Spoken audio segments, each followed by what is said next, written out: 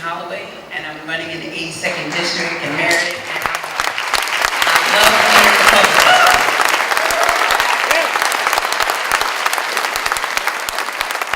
I have a question and a statement.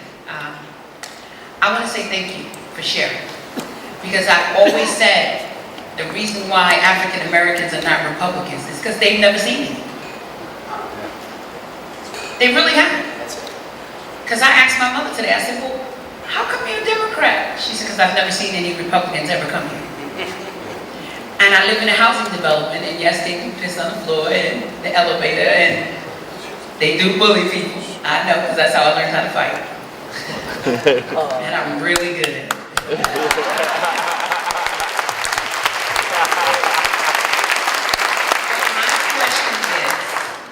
Because I am an African American female and I am a Republican, and I have a hard time, and me and Lee have talked about it. What I want to say is, where do you think the rift came? Because originally, African Americans were Republicans. Where do you think the rift came, and how can we get it back? And I'm asking you that question because I have half of the churches in Meriden pissed off at me that they know I'm a Republican. But how do we get to them and explain to them, other than me telling them they haven't read the health care bill, so shut up. But how do you think that we can reach them to let them know, you know what, this is what you were before and this is what you are now. And we need to get you back to where you was. How do you think we do that? Can I just answer one? I'll just do it in 30 seconds and you can have it. I think it's getting answered now, don't you? It's the lowest level of black unemployment in history. Right? That's step one. Well, there's two things. As party chairman, I'd like everyone in this room to know that you are still trying to raise money, correct? All right, so what was your website? For donations.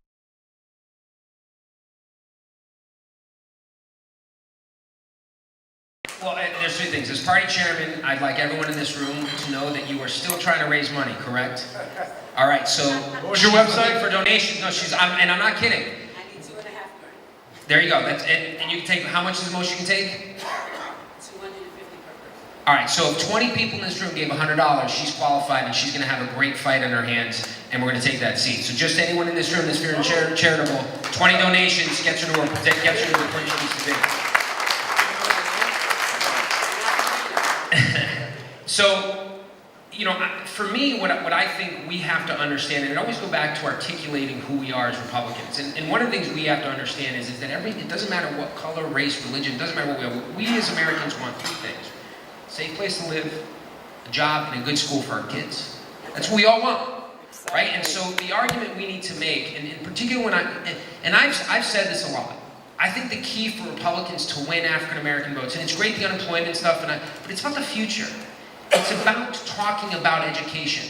How many people in this state, or how many people in this room know that this is I think it's the only state in America that has jailed a young, single African American woman, put her in jail for stealing an education?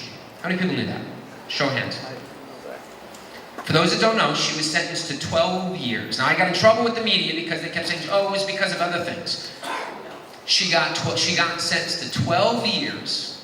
And it was something like 5 years suspended. She served time. She got separated from her son, and no one cared. There was no press conference by Chris Murphy. There was nothing from the Democrats because they don't believe in school choice. Elizabeth Warren, wasn't she? Oh no, yeah, exactly. No one cared about this woman. So for Republicans, we have to talk about how we believe we can make African Americans successful. That even, and what always makes me laugh about liberals is they argue about like, oh, we need to raise the minimum wage, that'll help African Americans, that'll help minorities. That's like saying, I mean, that is so degrading to me, that simply assuming that every African American's on minimum wage or somehow that's gonna win over the vote. It's astounding.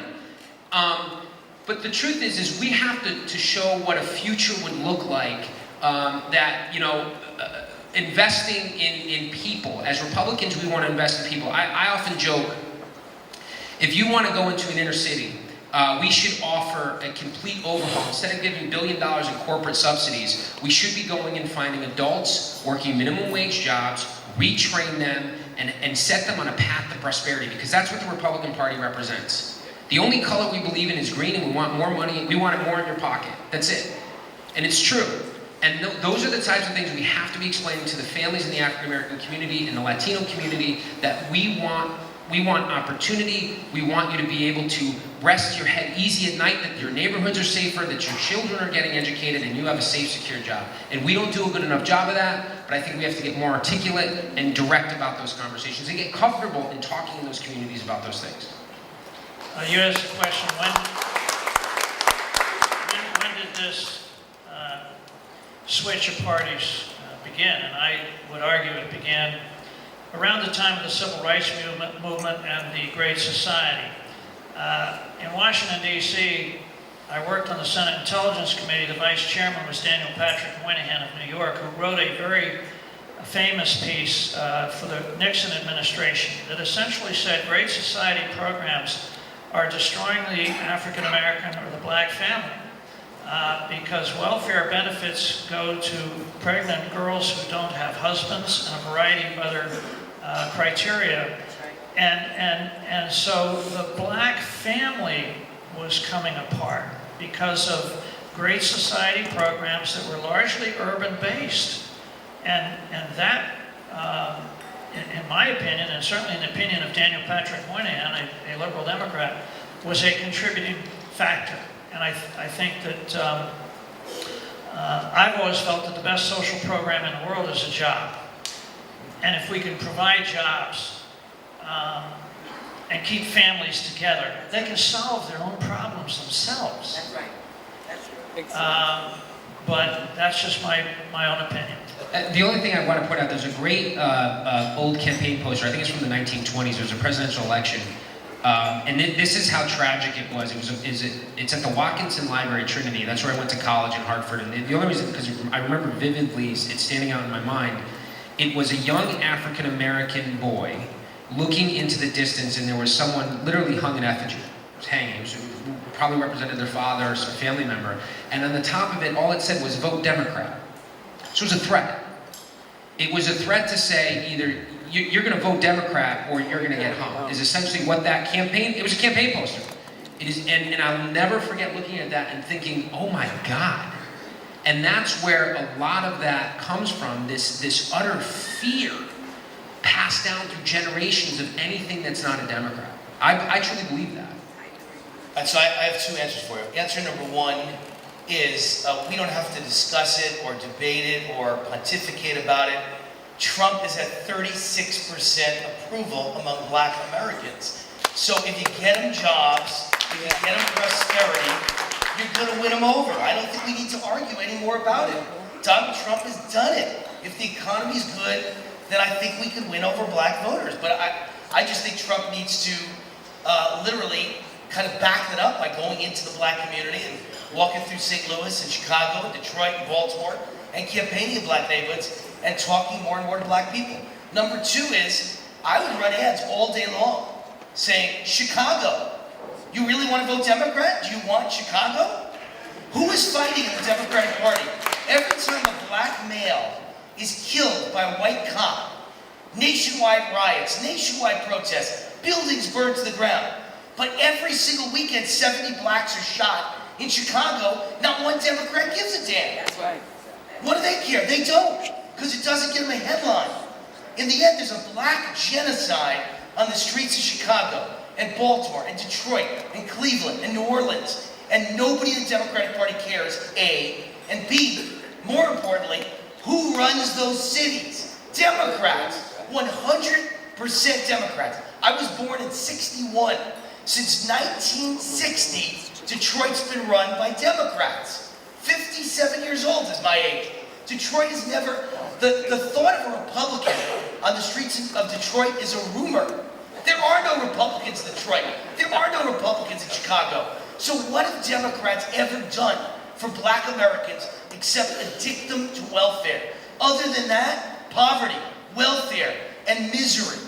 Nothing. Give it a shot with Trump. Now that's what I said in '16, and that was Trump's argument in '16, and I think I had a lot to do with it. Trump always read all my articles. I sent them right to Trump's office, and he read them all and sent me back notes on everything. And I said, asked him, what have you got to lose? And he did.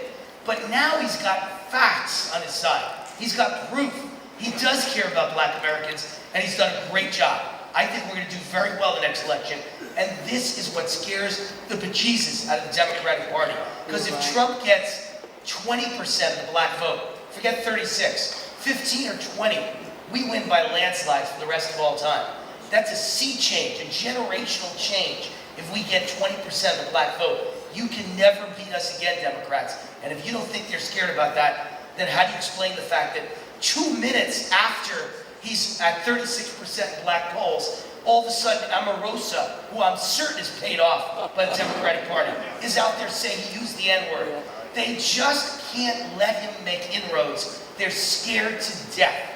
Scared to death. And we're making those inroads. Trump just needs to keep doing what he's doing, and you need to keep pointing out, Trump is working, Chicago isn't.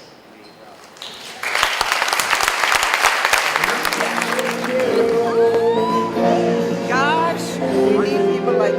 We do. This is what I want to see. That shirt. Get that shirt. Make way for State Rep Holloway. Yes. Future governor of Connecticut. Let's make Connecticut affordable again. Yes.